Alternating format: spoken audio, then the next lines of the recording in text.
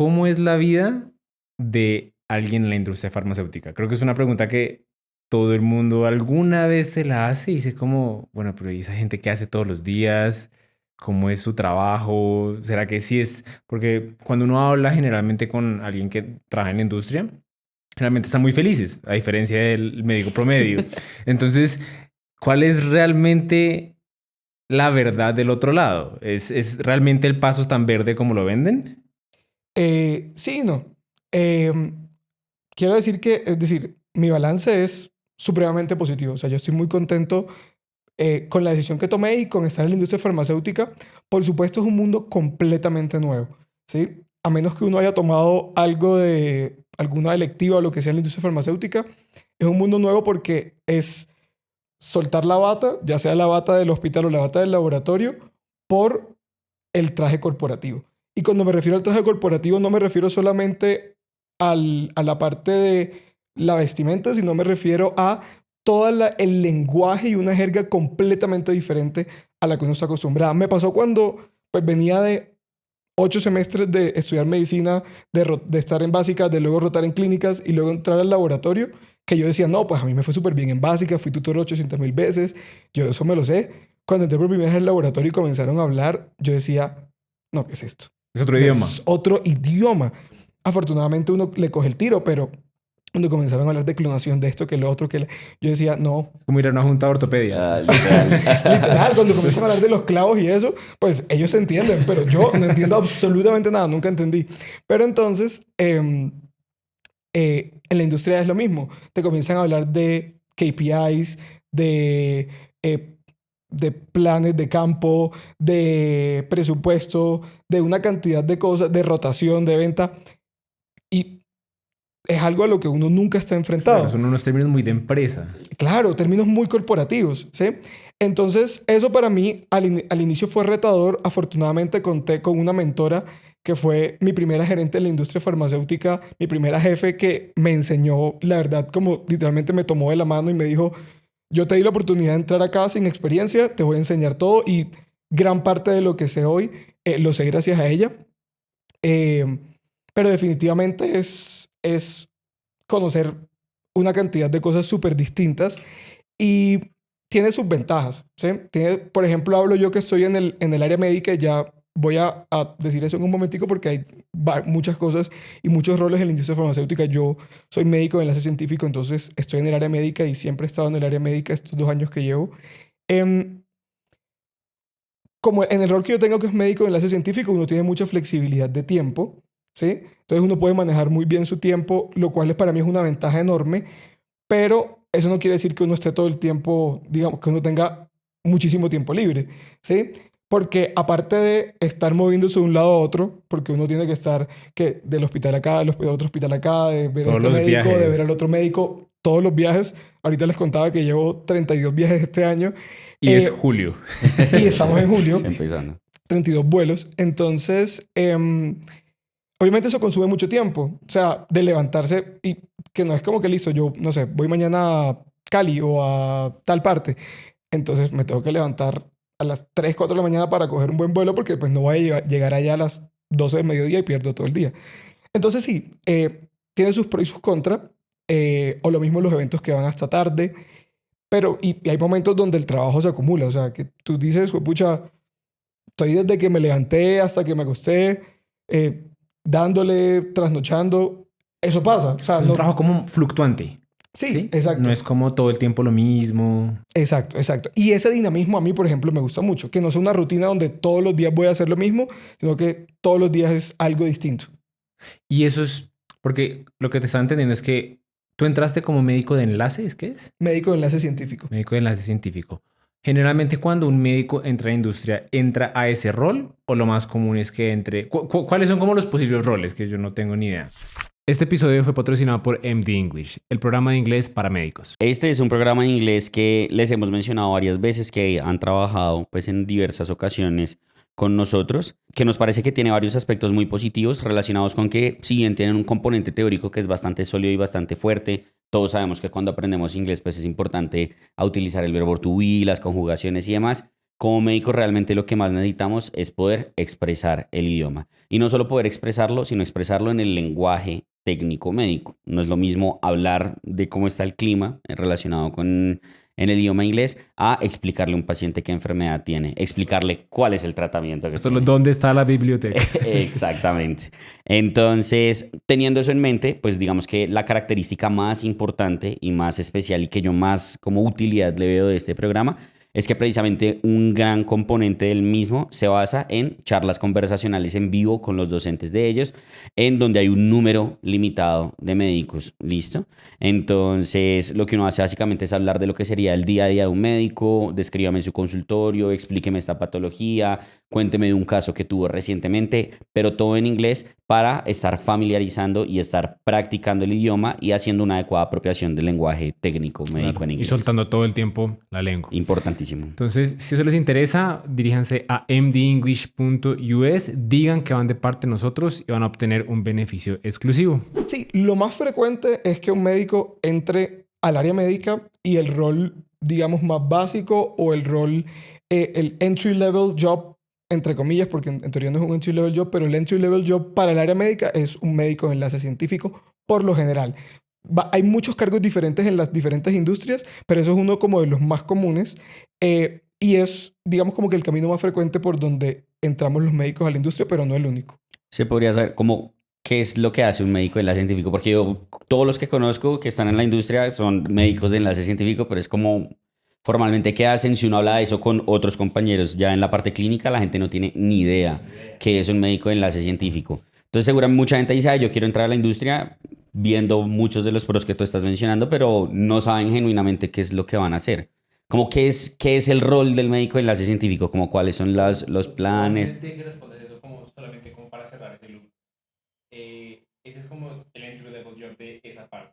¿Hay otro entry level job de que también sea del área médica o ese es como el único? Del área médica no, existen algunas compañías en las que hay unas variantes, digámoslo así, o unos roles similares al de médico de enlace científico, pero que son distintos. Por ejemplo, hay otros que se llaman Clinical Scientific Liaison, o sea, médico de enlace clínico, se le podría decir, que varía como en el tipo de médicos con el que va a interactuar y digamos que son más enfocados en cuidado primario. Hay otros como médicos de enlace diagnóstico que están enfocados más en programas diagnósticos.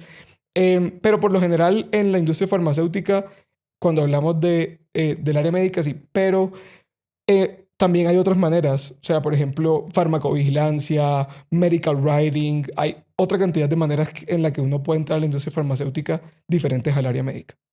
Oh, ok, y ahora sí, entonces lo que decía Andy. Claro que me pregunto. ¿Qué hace un médico de enlace científico? O sea, ya, si alguien tiene que aterrizar yo me suena la idea de la industria farmacéutica y sé que lo más común es llegar a ese puesto. ¿Qué voy a hacer en ese puesto? Claro. Bueno, primero que todo, médico de enlace científico es una mala traducción del inglés, que es Medical Science Liaison o Medical Scientific Liaison. Entonces la traducción en realidad debería ser enlace médico-científico. Entonces, lo principal es que el médico de enlace científico es el punto de contacto científico entre los médicos y la compañía, ¿sí?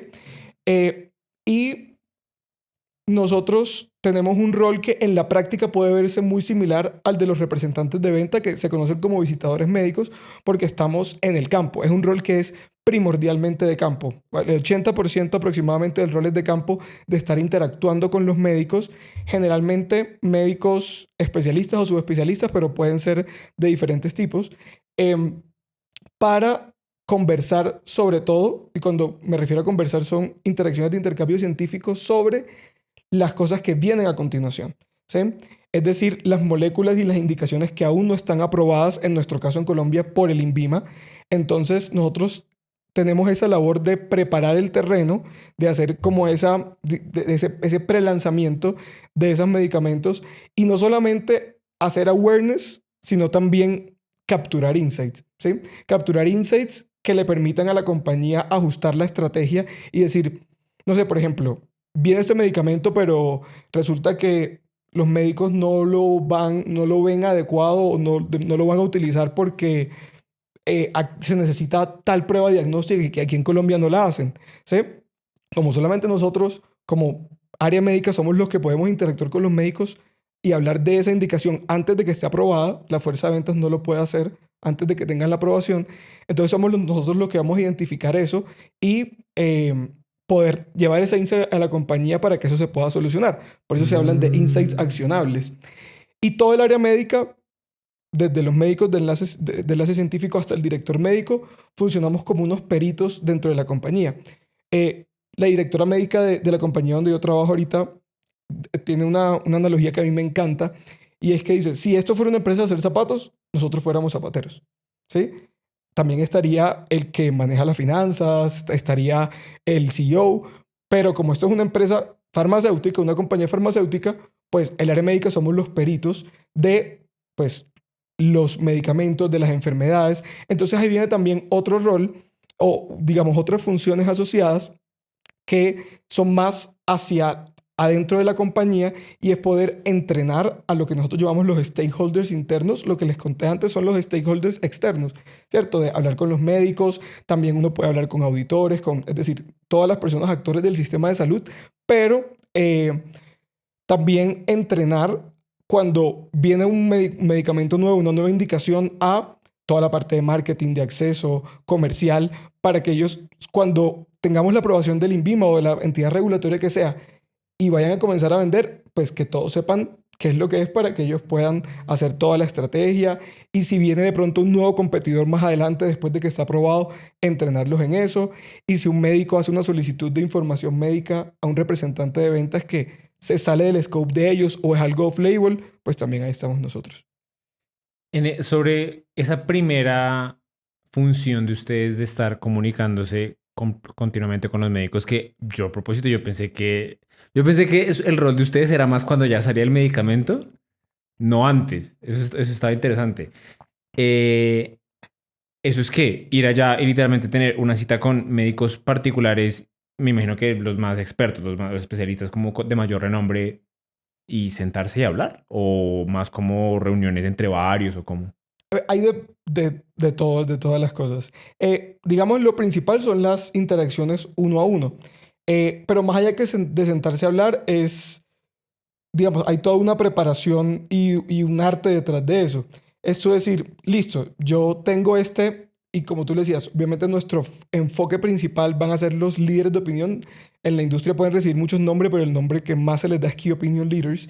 Entonces, decir, tengo este médico que está de acuerdo con estas cosas, de pronto no está de acuerdo con estas. Entonces, yo quiero movilizarlo a que esté de acuerdo, de esa cosa que está de desacuerdo.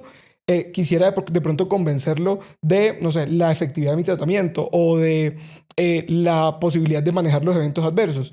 Entonces, yo preparo a partir de, no sé, el abstract que salió en el último congreso. O sea, no es, digamos, como de lo que se está, digamos, como de lo más usual o de lo más básico, sino irse a la minucia de la evidencia para poder decirle al médico, mire, aquí está esta evidencia, y el médico me va a contrarrestar. Y uno, como, digamos, que tiene esa preparación al, pues, hacer parte, como les digo, del área perita y ser expertos. Por ejemplo, yo que estoy en el área de hematología, pues tengo que volverme experto en las indicaciones de hematología para las cuales, digo, en las que yo trabajo. Pues Obvio. sentarme con el médico para que me diga, bueno, listo, no, yo estoy de acuerdo con eso, o ese estudio está mal por esto, esto y esto. Y Y poder que tú tener, sepas exactamente de qué tu estudio te está hablando, cuáles fueron las posibles limitaciones de qué él está claro, diciendo. y poder argumentar. Sí, o sea, por eso me refiero a una interacción de intercambio científico, porque no es sentarse a decir, ay, doctor, mire que está este estudio y viene ese medicamento y pare de contar. Sí, o sea, no es, ni tampoco decirle que formule, porque como les digo, pues la inmensa mayoría de mi trabajo se enfoca en lo que está por venir, que aún no está aprobado. Entonces, cuando el médico me dice, ah, mira, no sé, yo estamos hablando de tal enfermedad, y el médico me dice, no, ¿y qué hay de este medicamento para eso? Entonces, de manera reactiva, yo digo, ah, bueno, listo, doctor, mire que está esto y están estos estudios, y ahí uno puede discutir de eso con ellos, digamos, como de una manera muy específica. Entiendo de dónde te gusta, porque eso es un ejercicio muy académico. Es un Mucho. ejercicio de debate. Sí. Básicamente, de debate, tú tienes que llegar muy preparado, porque vas a estar con los expertos, los mayores expertos del tema. Totalmente. Eso está interesante. Pero ¿eso es el día a día? O sea, eso es como, o sea, ¿cómo es un día normal de un médico de enlace? Como a qué hora se le va. Yo sé que es como lo que nos estás diciendo, fluctúa, pero un día promedio para el que alguien se lleve una idea. Sí, yo pienso que las horas varían mucho, no solamente del día, sino de la persona, como de cada quien, como estructure su horario, pero lo principal, por supuesto, van a ser las interacciones, ¿sí? O sea, de ir a hablar con, pues en mi caso, con hematólogos, como tú decías, o sea, mañana puedo sentarme a hablar con la autoridad número uno aquí en Colombia de tal patología y pues discutir sobre mi estudio o de los otros estudios que hay sobre eso. Pero también hay una carga administrativa importante. Es de sentarse a reportar esas interacciones, planear las interacciones que vienen, legalizar gastos. También hay proyectos especiales, porque uno no solamente se encarga de eso, sino que, bueno, tú me preguntabas que si solamente son las uno a uno, uno también, como médico de enlace científico, organiza eventos a pequeña o a gran escala. Y dentro eso involucra también mucho trabajo administrativo de aprobaciones, revisar presentaciones. Y dentro de cada compañía, el médico de enlace científico puede tener roles administrativos diferentes, pero definitivamente ese trabajo administrativo consume una gran cantidad del tiempo. ¿Tú dirías que 50% más, menos? En teoría, según el job description, el 80% es trabajo de campo y el 20% es trabajo administrativo. ¿Y en práctica? Yo diría que en la práctica varía según la compañía, definitivamente, pero puede ser entre un 50-50 y un 60-40. Sí, Exacto. es bastante, Es bastante trabajo tiempo. administrativo. Es bastante tiempo, Sí. claro. En algunas compañías puede ser... yo bromeaba con una compañera de otra compañía, decía, no, es que este trabajo administrativo es otro full-time job. O sea, sí, o sea, no es, Sí. no es de mi compañía donde estoy trabajando, pero era como, wow, a veces es sobrecogedor. Ok. Con todo y eso, si sientes que la calidad de vida, comparémosla. O sea, tú cuando te graduaste, estabas haciendo, era tu maestría, ¿no? Sí. Pero alcanzaste a trabajar de docente. Trabajé como docente después de que me gradué de la maestría. Ok. Comparando, por ejemplo, el estilo de vida de ambos trabajos. ¿Dónde están?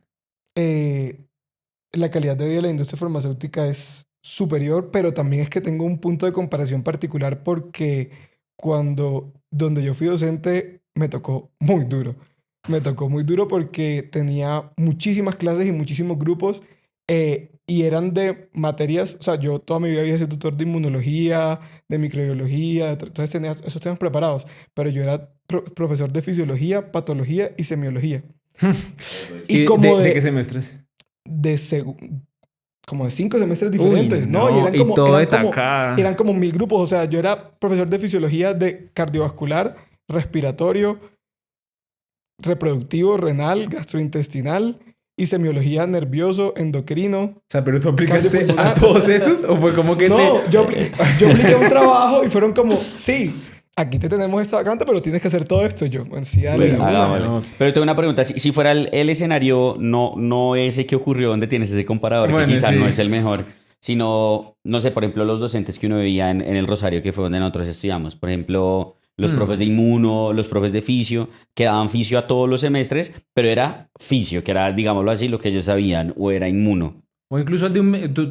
Pues tú tienes idea de el estilo de vida de un médico general. Sí, yo creo que no es tan distante dependiendo, ahora si lo comparamos con un docente, no es tan distante con la diferencia de que un docente probablemente sí tenga que cumplir un horario muy estricto. No quiere decir acá en la industria que yo, no sé, me puedo levantar un día a las 11 de la mañana, no, porque pues hay reuniones, y como un horario como socialmente, me refiero Aceptable, socialmente sí. al trabajo aceptable en el que uno debe estar como conectado, como pues como atento, Disponible, sí. Exacto.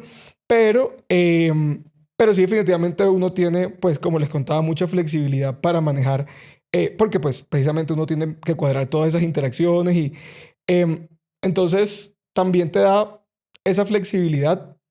Yo diría que con esa diferencia del horario, pues, pueden estar muy, muy similares.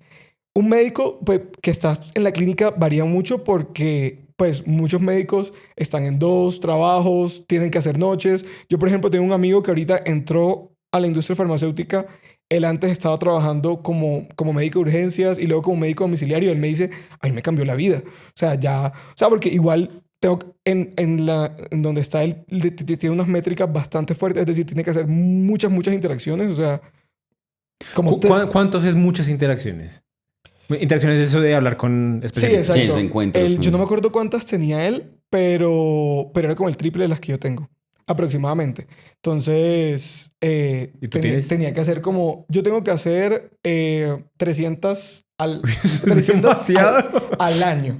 Bueno, yo Pero pensé que eso- al mes. Sí, no, yo no, creo. 300 al año, pero acá localmente nos piden hacer 35 por mes. ¿Sí? Claro, Que para eso, que... que eso pues, me parece a mí súper realizable.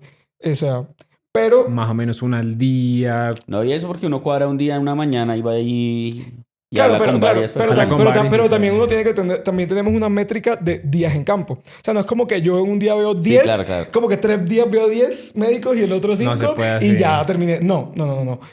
Tengo que tener, por ejemplo, por lo menos 14 a 16 días en campo, es lo que me piden a mí en mi compañía de trabajo en La campo. O mitad del sea, mes. básicamente ellos te dicen como cumple estas métricas que las cuadraron muy bien para que nadie trabaje 3 días y se desocupe 27. Y ya con tal de que tú logres hacer eso de la forma que tú creas mejor, ahí está. ¿Sí? Claramente, sí, pero por supuesto también hay otros objetivos. Sí, es decir, tus objetivos no solamente se tratan de cumplir esas métricas, sino que hay otros objetivos de movilización de los médicos en el sentido como de académicamente, de también de realización de eventos o de participación en ciertos eventos o de diseminación y captura y diseminación de insights post esos eventos. Hay una cantidad de cosas que también son como eso les digo que es ese trabajo administrativo o más que trabajo administrativo como esas cosas adicionales que nos permiten lograr el objetivo que tenemos como área médica más allá de las interacciones uno a uno. Ok. Yo diría, digamos, hablando precisamente que estamos comparando la calidad, ya aparentemente el horario es un punto muy desfavorable, todos lo sabemos para los médicos Obviamente, generales. sí. Pero si tú tuvieras que poner como, o sea, alguien está pensando como, bueno, está escuchando eso y dice, bueno, eso no suena como tan mal, podría ser lo mismo. Si pusieras como el top de las cosas buenas, pero también el top de las cosas malas de estar en la industria, ¿cómo sería como ese ¿Qué listado? no te ha gustado? No, yo creo que primero también las cosas buenas, porque ya hemos hablado de, creo que el manejo del tiempo es algo favorable que entraría ahí, pero ¿qué otras cosas tú dirías que son muy positivas de la industria que quizá no haya tanto en otros trabajos y qué cosas sí dirías que son como las Bueno, hagamos como un el top, downside. top 3 de cosas de buenas. cosas buenas y tu top 3 de cosas malas de... Bueno, yo soy un poquito malo para los tops, pero voy a intentar. Yo pienso que bueno, pero sacamos el del tiempo o eso lo podemos incluir. Sí, no, ese tiene que estar. Ese tiene que obviamente. estar, Sí. o sea, yo creo que ese es... Yo pienso que ese está en ambos tops porque son dos caras de una misma moneda. O sea, esa flexibilidad del tiempo y ese no tener horario también pues puede no jugar en tu contra, sino pues volverse de cierta manera, digámoslo, una carga. En el sentido que les decía, es decir, yo puedo tener que levantarme muy temprano para un vuelo o acostarme muy tarde por un evento o haciendo algunas cosas y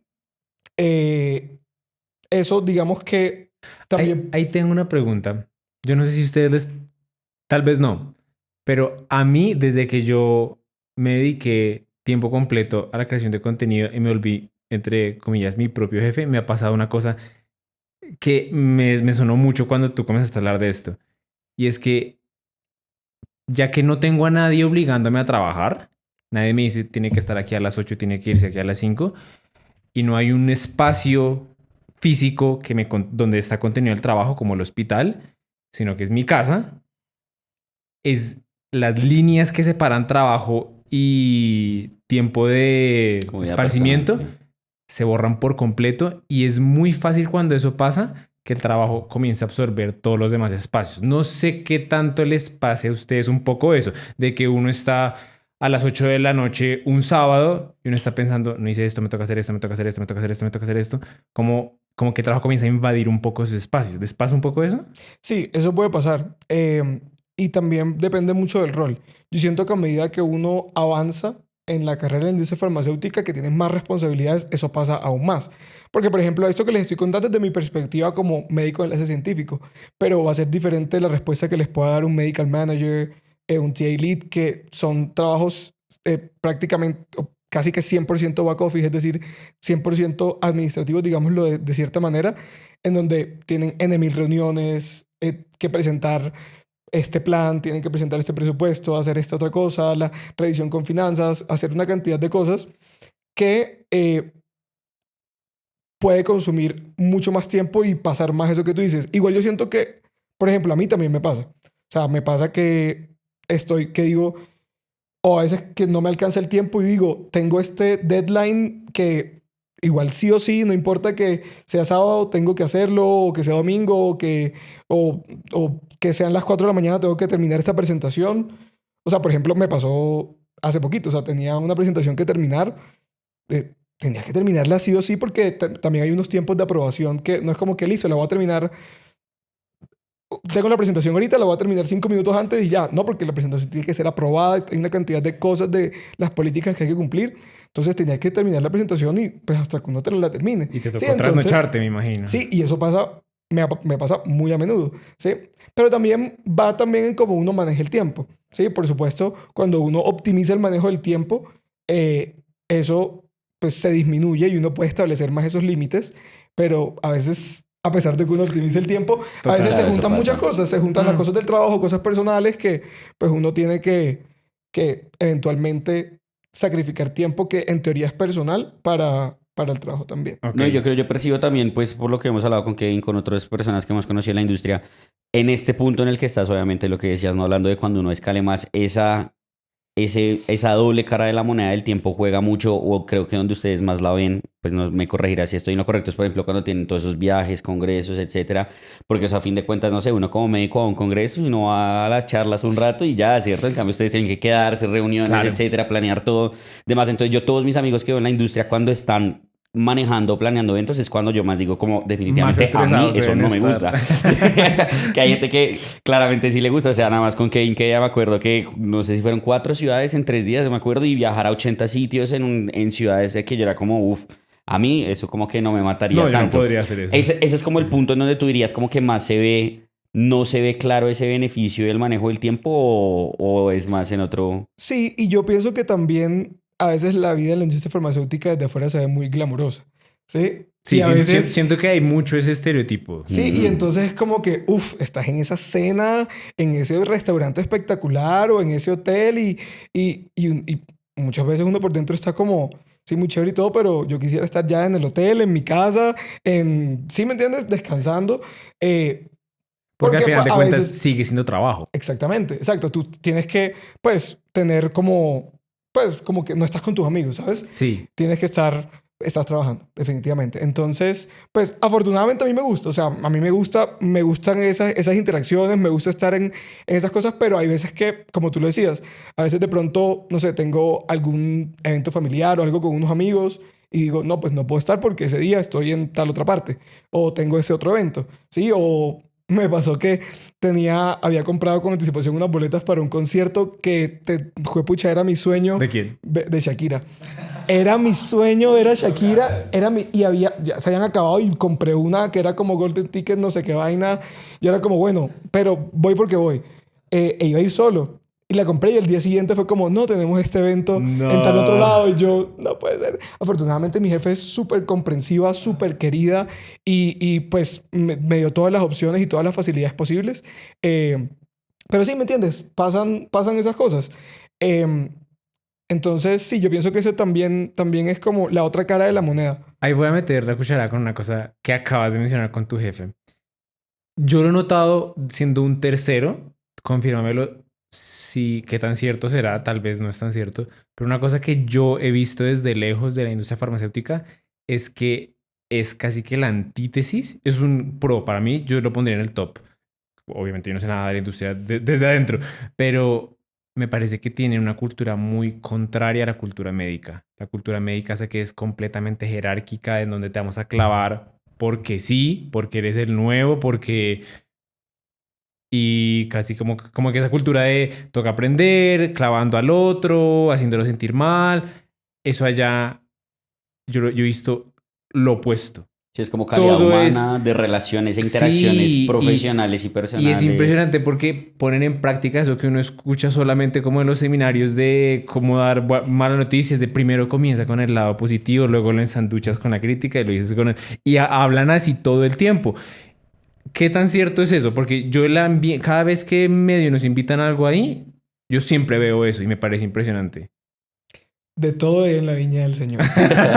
Yo he tenido la fortuna que yo he tenido 4 jefes en lo que algo así, en lo que llevo y todos han sido excelentes.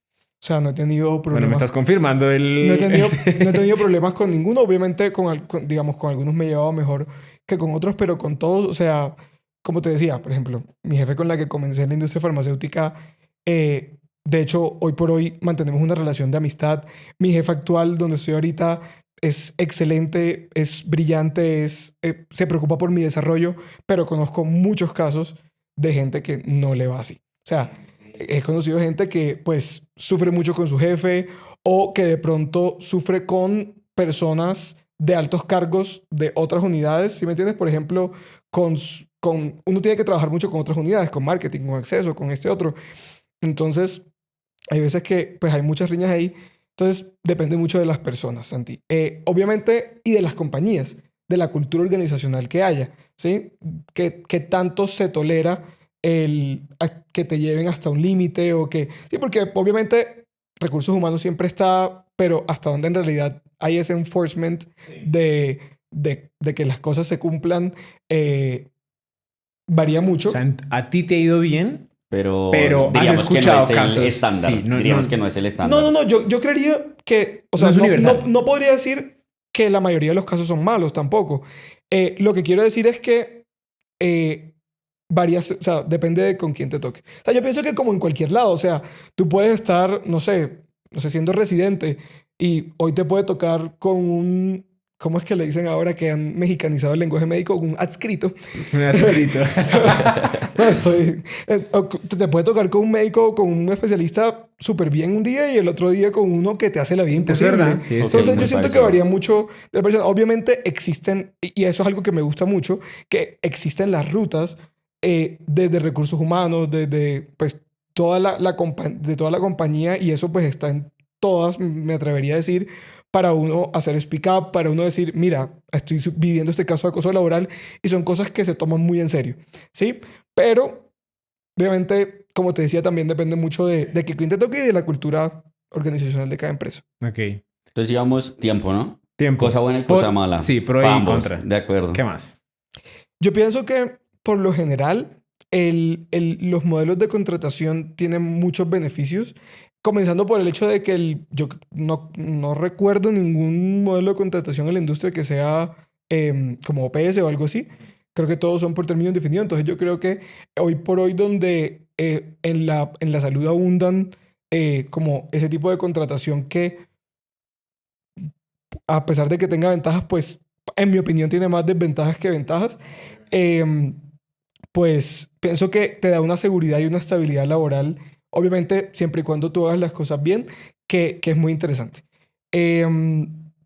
Y el de tercero pondría, como ya les contaba, ese crecimiento profesional. O sea, si o sea, por lo general, tú te trazas una ruta de, listo, yo hoy soy médico de enlace científico, pero mañana quiero moverme a ser medical manager, o sea, gerente médico, o de pronto no quiero seguir en el área médica, sino que quiero moverme a marketing porque, no sé, me gustan los números y quiero meterme en ese lado y aprender de tú ese puedes otro. pasar del lado médico a no médico también. Sí, tenemos un amigo Juli hizo eso. que era medical advisor y ahorita es gerente de producto, que es un rol de marketing. Yo, como se lo he dicho a él, me le quito el sombrero porque para mí o sea, si para uno como médico entrar en todo ese lenguaje corporativo de estrategia y de todo ese lenguaje corporativo es difícil, meterse ya con el tema de venta y números me parece súper retador. Claro. Interesantísimo, pero es una responsabilidad enorme. Entonces, sí, pero sí se puede. Si tú dices, eso a mí me gusta, o acceso, o lo que sea, tú puedes planteárselo a la compañía, decir, esa es mi ruta de carrera, ese es mi plan de desarrollo. Y yo tengo una pregunta en esa parte, digamos, como la escalabilidad. O sea, es como una garantía, hay como un tiempo de ascensos, o como, porque por ejemplo en el hospital yo pienso y es todo lo opuesto, ¿no? O sea, yo, el puesto en el que estoy, ahí Estoy en fue. urgencias, pero quiero subir a piso en un año. El puesto en el que estoy en este momento en donde yo trabajo, pues ahí fue. El paso siguiente será en años, que no tengo una certeza de cuántos años van a ser.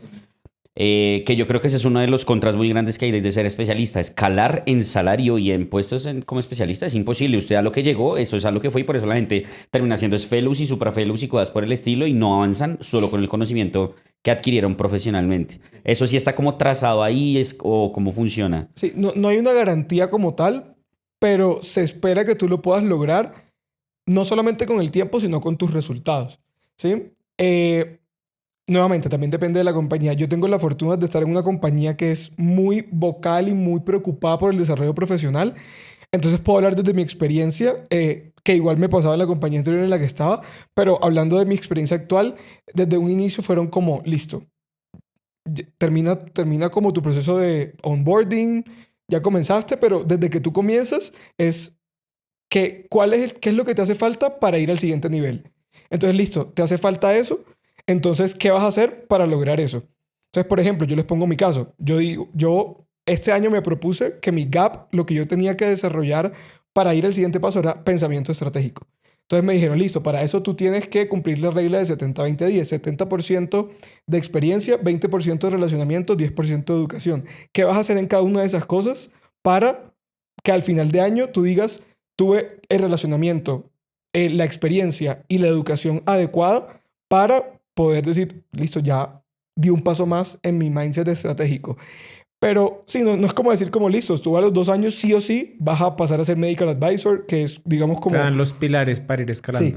Sí, pero si tú, digamos, tienes ese objetivo porque puede que tú no quieras hacerlo. Conozco muchos casos de compañeros míos que dicen, yo la verdad estoy muy feliz siendo MSL, yo no quiero dejar de ser MSL porque no quiero el estrés adicional y la responsabilidad adicional de un cargo más arriba. Pero si tú lo quieres hacer, tú haces lo que tienes que hacer desde tu rol y también como dar ese plus de crecer para eso y pues cumple cierto tiempo que no existe como una regla de decir, no, al tanto tiempo, pues lo más normal es que tú avances, ya sea dentro de la compañía o que se te abran opciones dentro de otras compañías para Para seguir moverte. avanzando. Bueno, pero igual hay una ruta mucho más clara. Muchísimo más clara. Definitivamente. Eso me parece súper interesante. O sea, Eso es un super pro. y sobre todo que uno pueda decidir si hacerlo o no, ¿no? Pues pienso que eso Claro, también que en es... cada persona. Eso es un super pro. ¿Y los contras? Bueno, yo diría, por un lado ya dijimos el del tiempo. Yo pienso que... Siento que me corcharon un poquito más ahí con los contras. A ver, Eso habla demasiado bien. Eso lo está haciendo mucho para combatir el estereotipo. yo creo que es más que un contra, es un reto, que ya se los había contado, y es poder hacer ese cambio de mentalidad, ¿sí? De uno poder entender que ya no es solamente un médico o que, pues, sino poder entender cómo tú vas a utilizar los recursos, y no me refiero solamente a la parte financiera, sino pues a todo lo que te ofrece la compañía para lograr un objetivo. O sea, que es precisamente como ese mindset estratégico de, de uno elaborar un plan, de decir, listo, yo no es que voy a irme este año a la loca a ver médicos, a lo que marque, sino decir, tengo que planear, tengo que ver cuáles son, digamos, cuáles son de este, digamos, de este segmento, cuáles están de acuerdo con esto, cuáles de otro. ¿Qué voy a hacer con estos médicos que de pronto ya están, los voy a utilizar para estas actividades o voy a llevarlos a estas otras actividades? Digamos, toda esa planeación y esa estrategia, yo siento que es un reto súper, súper, súper importante. Y yo creo que la carga administrativa a veces puede sentirse como, puede ser en algunos momentos puede ser a veces bastante. Entonces, pienso que podría decir eso. Yo creo que le pasa algo semejante así a usted, lo entrevistáramos lo mismo sobre creación de contenido y a mí como médico. Yo también hablaría muy poco de los contras. Cuando uno creo que genuinamente le gusta algo, Sí. le pasa eso. O sea, claro, Seguramente- seguramente hay gente que ve mi vida como es y es como, y yo sé como yo me siento súper bien. Yo Claro. creo que la cosa de pronto va más por ahí. Porque yo, hablando como desde otros médicos con los que he hablado, que uno no los ve como tan fascinado, se pudiera decir con eso, hay mucha gente que le da a uno muchos otros contras, ¿no? Por ejemplo, los viajes. Hay gente que es como, detesto estar tanto tiempo afuera. Hay gente que es como, no, perfecto, no tengo ningún problema. O no tener la batería social para tener que interactuar Eso tanto tal vez con todo podría el ser una mundo. buena pregunta. Con las personas que has hablado, ¿qué Exacto, contras han y va para dicho? allá. O sea, si Sí. no tú, sino si conoces casos de gente que diga, venga, entré a esto y no. O sea, no me gustó. ¿Qué fue ese no? ¿Qué fue esas Porque cosas que sí, tú ves lo de de gente que quizás no están ya, tan felices o tan mm, a gusto? Porque yo he conocido casos de personas sí, que llegan y dicen contras que nos como, han dicho venga, a nosotros, el de exacto. los viajes y el de las comidas, que en un punto El de los ya viajes se y las comidas que cansan. me decían como estoy mamado de los almuerzos, yo quiero comer todo el tiempo en mi casa, estoy mamado de hablar con gente, yo quiero llegar y dejar de hablar con todo el mundo y uno es Sí. como, venga, pues sí, o sea, en cambio alguien con las características de la persona de Kane, pues yo creo que no va a llegar a ese punto de contra, diría yo. Sí. No sé si conoces casos que tú dirías como, venga, hay gente que si tiene esto, quizá eso pudiera ser un contra que eso pese mucho. Sí, no, lo he visto mucho.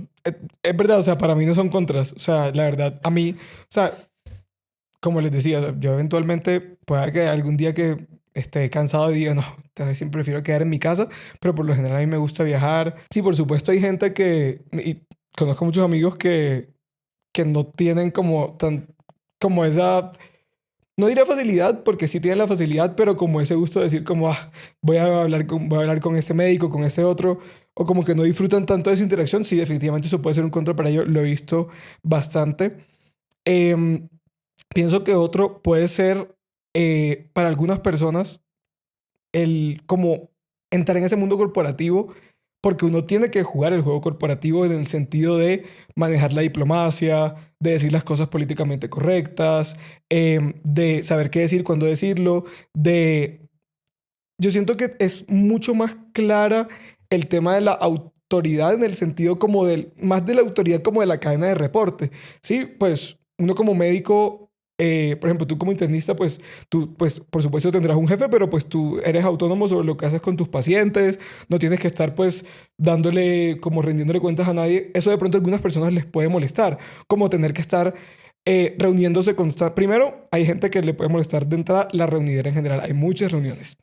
Muchas. Eso también puede ser un pro para un contra para muchas personas. Hay muchas reuniones. Muchas es 2 al día. Y eso depende de... Es que varía mucho. O sea, puede un día que haya que no tenga reuniones, otro día puedo tener 6. ¿Sí? Pero Sí, son eso... muchos. Muchos días. Sí, sí, sí. Porque obviamente están como las fundamentales que dicen como estas son como las que tú como médico de enlace científico MSL tienes que cumplir, pero eventualmente en el desarrollo del trabajo pues va surgiendo este proyecto, esta otra cosa, o te solicitan esta otra cosa, entonces van surgiendo varias cosas que pues se le van a uno llenando.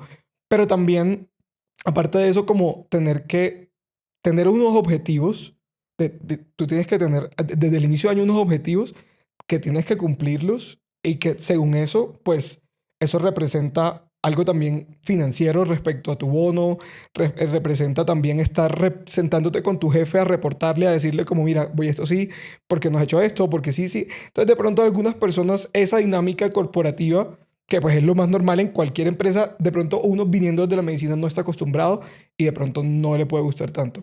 Yo, por ejemplo, no lo mencioné porque la verdad es que no tengo problema por eso, o sea, la verdad me gusta mucho como ese mundo corporativo, pero sí siento que a muchas personas les Yo lo puede... odiaría, soy 100% seguro. Sí, totalmente. A mí tampoco me gusta. Sí, nada más con las de media y nosotros que me quieren a veces poner 3, 4 al mes, es como no, demasiadas. Con una al mes de medir residentes ya. Demasiadas para mí, exacto.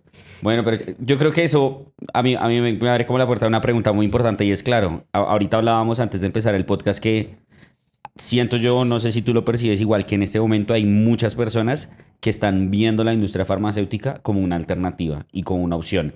Y yo creo que mucho parte de lo que tú decías y es que ven la parte glamorosa de la vida de la industria farmacéutica.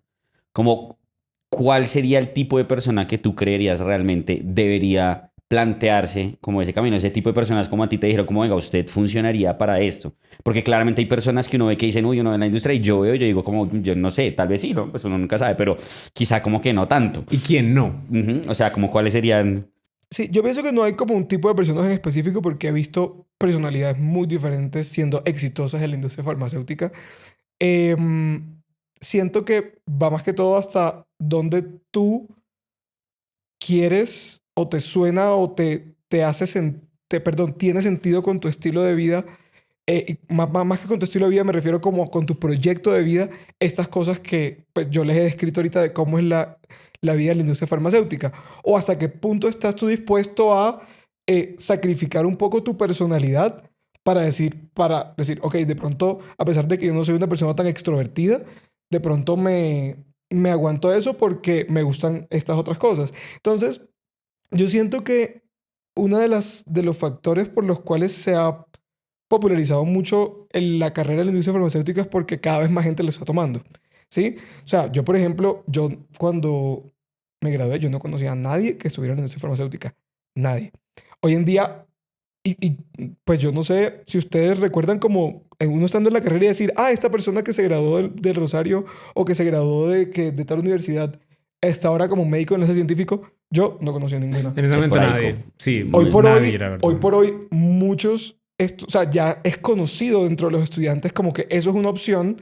Y yo he hecho como un par de posts en LinkedIn sobre eso y sobre lo que tú me preguntabas como sobre ese cambio de carrera. Y muchas personas me han escrito, tanto conocidos de la carrera como personas que no conozco, como, ven, ¿cómo es eso? ¿Qué tal? Entonces se está haciendo como mucho más popular, pero eso también lo está haciendo mucho más competido. Yo diría que, digamos, una persona, obviamente, como el ideal, una persona que, pues, se le faciliten las relaciones interpersonales, porque obviamente una persona que es extremadamente tímida, pues, no va a servir para esto porque, pues, tiene sí o sí que romper esa Interactuar. barrera para hablarle a algún médico. Si es una persona que, pues, tiene el ego por las nubes, tampoco va a servir porque uno tiene muchas veces que doblegar su ego.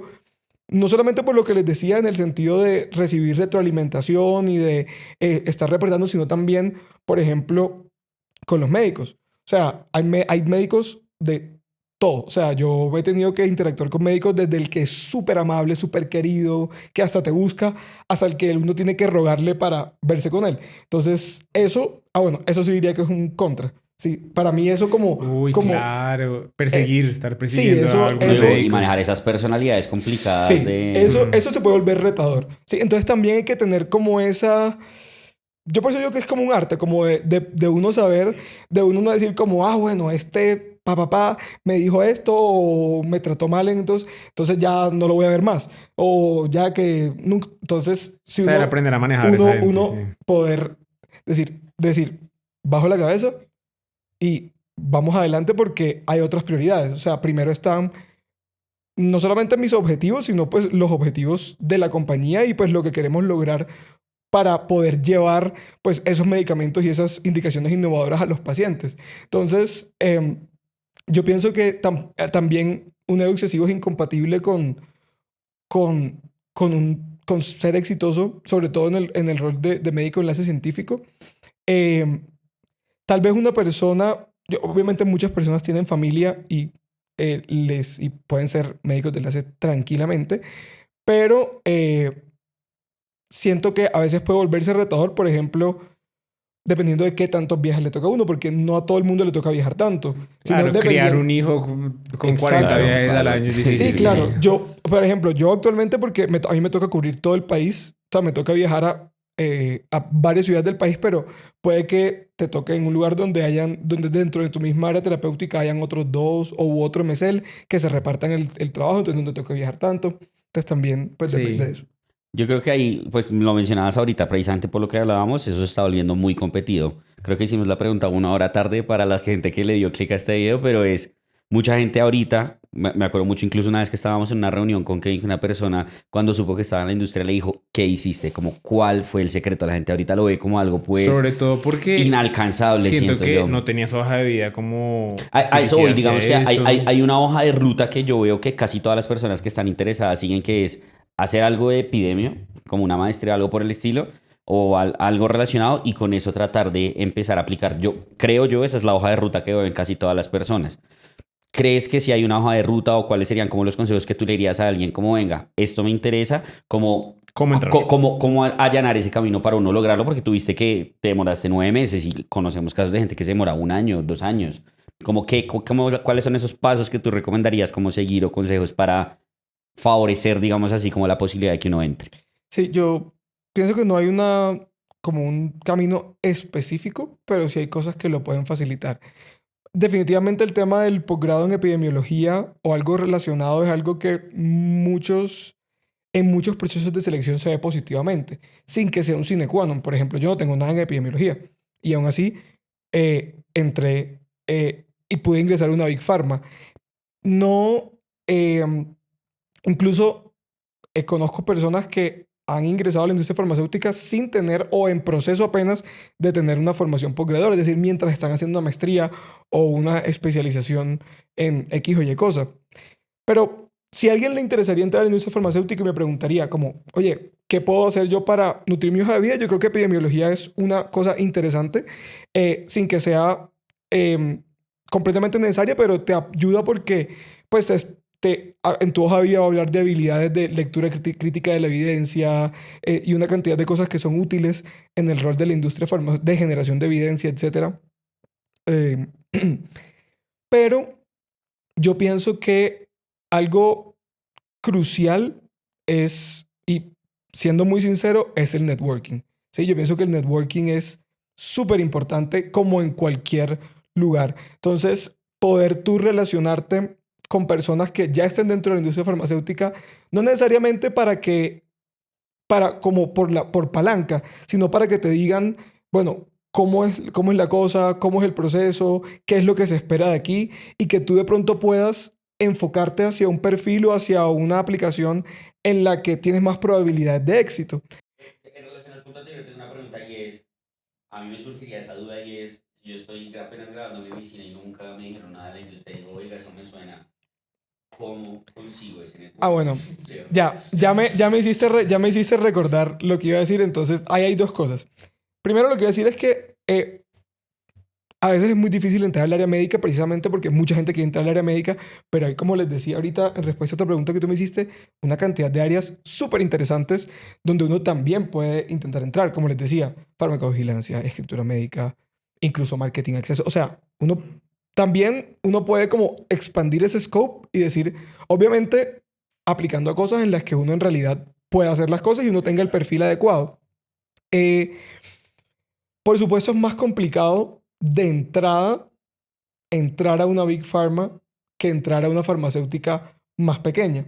¿Sí? Entonces, la ruta que yo he visto que muchas personas han tomado sin que eso quiera decir que sea menos exigente o que sea de menor talante el rol de un MSL o de cualquier otra cosa en una farmacéutica de menor escala, pero sí he visto que es mucho más fácil tú entrar a una Big Pharma si ya has tenido experiencia en una farmacéutica de tamaño pequeño o mediano. ¿Sí? O si de pronto vienes desde otras áreas. Entonces, eso es una cosa, pero si alguien desde el pregrado dice, oiga, a mí eso como que me suena, pues podría apalancarse, si en su universidad lo tienen, de rotaciones electivas en la industria farmacéutica. Entonces, o sea, hay muchas compañías farmacéuticas grandes que ofrecen esas rotaciones electivas y esa persona puede conocerla y decir, ok, esto me llama la atención, no me llama la atención. Hay muchas de esas en las que rotan por varias áreas, entonces pueden ver que les gustan y en muchos de esos casos se quedan. O si no, eso les queda en su hoja de vida como algo positivo de que ya hicieron Y hacer los como ese. contactos. Exacto, y hacen los contactos. También LinkedIn es súper importante como en general en el mundo corporativo, pues tener un LinkedIn como actualizado con todo. Y eventualmente yo pienso que también puede servir si pues uno se encuentra en una situación donde pues no conozco de primera mano a nadie que está en la industria, no tuve ya esa oportunidad de hacer eso, pues escribirle a alguien que decir, mira, esta persona es MSL o esta la otra cosa y me parece que es chévere, como que me gusta su proyecto o su trayectoria, pues voy a dejarle un mensaje. También eso es una opción. Teniendo en cuenta que tu camino fue tan diferente, si hubieras seguido por la parte académica versus ahora, ¿crees que, o sea, como estás ahora, te es más feliz que si hubieras sido como la parte académica? Y sabiendo lo que estás haciendo ahora, hubieras cambiado lo que hiciste, porque a Santi le pasaba mucho. ¿Para qué estudió 6 años de medicina si se iba a dedicar a hacer videos? Sí, que uno se pone a pensar y tiene todo el sentido que haya estudiado los 6 años de medicina. ¿Crees que algo similar pasa en tu caso? Así como Bueno, respecto a la primera parte de si fuera más feliz o no, yo siento que si lo comparara en este punto del tiempo, tal vez no fuera más feliz en el otro lado porque probablemente en este momento estuviera bien clavado en el doctorado. Probablemente en este momento estuviera sufriendo en cualquier lugar donde lo estuviera haciendo porque un doctorado es hermoso, pero de mucho sacrificio, de mucho sacrificio. Entonces, probablemente estuviera, de pronto, más adelante pudiera ser una comparación más justa, pero yo creo que yo no cambiaría nada de lo que hice anteriormente para llegar a este punto. Yo siento que todo lo que he hecho me ha aportado de una u otra manera para poder llegar a donde estoy. No solamente por las publicaciones, sino también por ejemplo, en la maestría. En la maestría aprendí una cantidad de habilidades blandas de comunicación, también de manejo de relaciones como sí, como cómo llevar a cabo proyectos también que me han servido muchísimo hoy en la industria, que yo siento que de otra manera no hubiese alcanzado. Y para mí en particular, hablo desde mi experiencia muy personal, inmunología ha sido un diferenciador porque no es muy frecuente una maestría en inmunología, entonces a la gente eso como que les llama la atención y particularmente en las dos áreas en las que he estado, han tenido que ver de una a otra con inmunología. En la anterior trabajaba con inmunooncología, hoy en día que estoy en hematología, pues Claro. todos esos cánceres se originan en gran parte muchas veces de células, eh, de linfocitos, etcétera. Entonces, poder conocerme, aunque no lo crean, no, he tenido que recordar muchas cosas de la maestría, del ordenamiento del gen de la inmunoglobulina, que yo pensé que yo me iba a ir por otro subcaminito de la inmunología y yo pensé que eso nunca lo iba a volver a ver. Pues me está tocando, me ha tocado refrescarlo y me ha servido mucho también para darme como también esa credibilidad frente a los médicos, decir, bueno, no estoy hablando con una persona que no sabe del tema, no que es una persona que es médico también, no quiere decir que uno tenga que ser médico para entrar en la industria, ni siquiera en el área médica, tengo muchos compañeros que tienen otras carreras de base, pero que es inmunólogo, entonces también pues conoce el tema. Entonces yo sí no cambiaría nada de lo que he hecho hasta ahora.